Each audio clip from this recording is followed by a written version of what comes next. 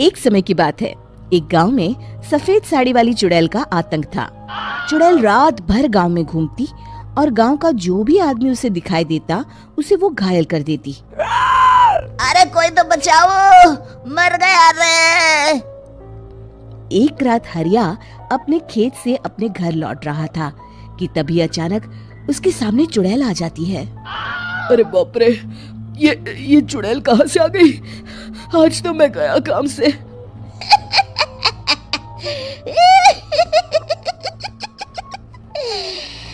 आज मुझे मेरा शिकार मिल गया। अरे चुड़ैल दीदी, मुझे छोड़ दो। जैसे ही चुड़ैल हरिया की तरफ बढ़ती है, हरिया वहाँ से भाग जाता है और अपने घर के दरवाजे पे पहुँचता है। अरे भगवान, जल्दी से दरवाजा खोलो, मेरे पीछे चुड़ैल पड़ी है। हरिया की पत्नी जल्दी से दरवाजा खोल देती है। अरे आप इतना हाफ क्यों रहे हैं? अरे मेरे पीछे चुड़ैल पड़ी है, आज तो मैं बाल बाल बच गया। जल्दी से सभी दरवाजे और सभी खिड़कियों को बंद करके बत्ती बुझा दो। तभी चुड़ैल हरिया के घर के पास पहुंच जाती है। अरे वो आदमी कहाँ गायब हो गया? मैं भी देखती हूँ आखिर कब तक बचेगा। मैं अपने शिकार को इतनी आसानी से नहीं छोड़ती। इतना कहकर चुड़ैल वहाँ से चली जाती है। वहीं दूसरी तरफ हरिया और उसकी पत्नी दोनों अपने घर की खिड़की से ये सब देख रहे होते हैं। अरे बाप रे, ये तो बड़ी डरावनी चुड़ैल थी। अगले दिन ये बात आग की तरह पूरे गांव में फैल जाती है और धीरे धीरे लोग चुड़ैल के डर के मारे शाम होते ही अपने घरों से बाहर निकलना बंद कर देते हैं। कुछ दिनों के बाद भाई, मैंने तो इस चुड़ैल के डर के मारे रात को अपने खेतों को पानी देना बंद कर दिया है। कहीं मेरी फसल सूख गई तो मैं तो कहीं का नहीं रहूंगा। साहूकार का कर्जा कैसे चुकाऊंगा? अरे भाई, पूरे गांव वालों का यही हाल है। पता नहीं ये चुड़ैल हमारे गांव में कहां से आ गई। फिर एक दिन गांव के पास वाली नदी के किनारे एक बहुत बड़े तांत्रिक के आने की बात कुछ गांव वालों को पता चलती है। वो लोग जाके ये बात गांव के मुखिया को बताते हैं। मुखिया जी, नदी के किनारे एक बहुत ही पहुंचे हुए तांत्रिक बाबा आए हैं। हमें उनसे मदद मांगनी चाहिए। मैंने सुना है वो बड़े बड़े भूतों और चुड़ैलों को अपने वश में कर लेते हैं। मुखिया जी सभी गांव वालों को लेकर उस तांत्रिक के पास पहुंच जाते हैं। ओम फट स्वाहा, ओम फट स्वाहा। तभी तांत्रिक अपनी बंद आंखों को खोलकर कहता है, क्या बात है? तुम सब लोग यहाँ क्यों आए हो? मुखिया जी उस तांत्रिक को सारी बात बता देते हैं।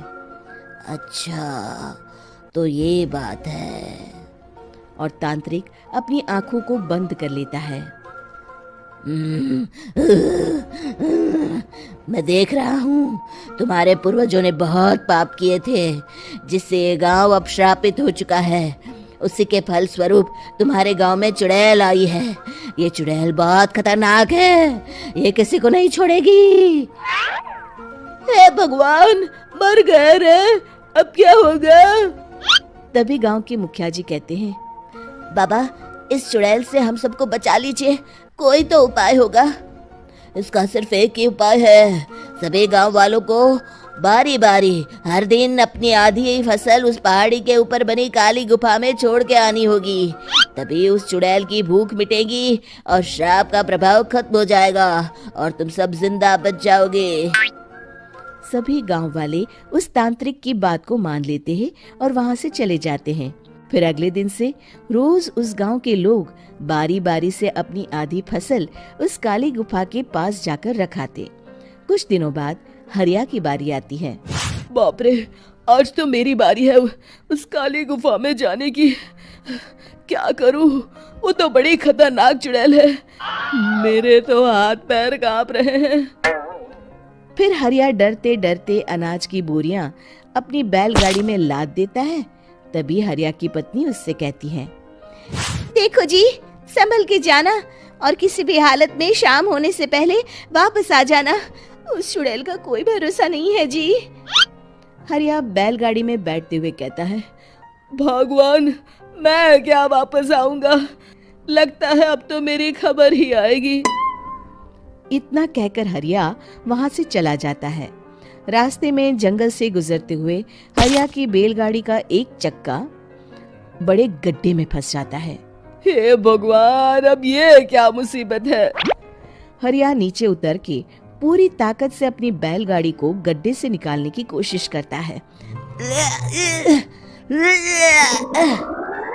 बहुत देर मेहनत करने के बाद हरिया की बैलगाड़ी उस गड्ढे से बाहर निकल जाती है। हे भगवान, अब तो शाम होने वाली है। आज तो मैं गया काम से। जैसे तैसे हरिया काली गुफा में पहुंच जाता है। अरे मर गया रे, यहाँ तो चारों तरफ डरावना माहौल है। मैंने यहाँ आने में बहुत देर कर दी, कहीं चुड़ैल नाराज ना हो जाए। हरिया अनाज की बोरियां वहां रख के जैसे ही जाने लगता है, तभी उसे किसी के आने की आवाज सुनाई देती है। हरिया एक कोने में छुपकर अंदर देखने लगता है। चुड़ैल वहां आती है और फिर अपने चेहरे से नकली चुड़ैल का मुखौटा निकाल देती है। हरिया ये देख के हक्का बक्का रह जाता है। तभी चुड़ैल कहती है, भैया यहाँ आना। आज तो बहुत अनाज आया है, इसे मिलाकर अब हमारे पास ढेर सारा अनाज जमा हो गया है। कल ही हम इसे शहर में बेच आएंगे और माला माल हो जाएंगे। तभी अंदर से नदी के किनारे वाला तांत्रिक बाहर आता है। अरे, ये तो तांत्रिक बाबा है। हाँ, अब तो हम दोनों की जिंदगी मजे में कटेगी। गांव वालों को बेवकूफ बनाना इतना भी मुश्किल नहीं था। लोग तो तुम्हें सच में असली चुड़ैल समझते हैं। हाँ, तुमने सही कहा। अब ये गांव वाले चुड़ैल के डर से जिंदगी भर इस काली गुफा में अनाज पहुंचाते रहेंगे। अच्छा, तो ये बात है। ये दोनों पूरे गांव वालों को बेवकूफ बना रहे हैं। अभी जाकर सबको बताता हूँ। हरिया उन दोनों की पूरी बातें सुन लेता है और जल्दी से वापस गांव में आता है। गांव वालों को पूरी बात बता देता है। इससे पहले वो दोनों हमारा अनाज लेकर शहर जाए, हमें उन दोनों को पकड़ना होगा। उधर दूसरी तरफ नकली तांत्रिक और नकली चुड़ैल बनी औरत एक बड़ी गाड़ी में सारा अनाज लाद के वहां से निकलने की तैयारी कर रहे होते हैं। जल्दी करो, इससे पहले हमें कोई देख ले। हमें यहाँ से निकलना होगा। और तभी वो दोनों देखते हैं कि सामने से सभी गांव वाले अपने अपने हाथों में मशाल लेके आ रहे हैं। दोनों बुरी तरह डर जाते हैं। रुक जाओ, तुम दोनों का भांडा फूट चुका है। अरे मर गए रे, ये गांव वाले कहाँ से आ गए? तुमने क्या सोचा इतनी आसानी से यहाँ से निकल जाओगे?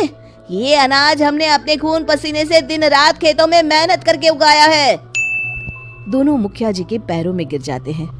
हमें माफ कर दीजिए, हम दोनों एक नंबर के कामचोर हैं। बिना मेहनत किए पैसे कमाना चाहते थे। हाँ, अब हम आगे से मेहनत मजदूरी करके पैसे कमाएंगे। हमें कुछ मत करना, हमें छोड़ दीजिए। इतना कह के दोनों गांव छोड़ के भाग जाते हैं और सभी गांव वाले फिर से खुशी खुशी रहने लगते हैं।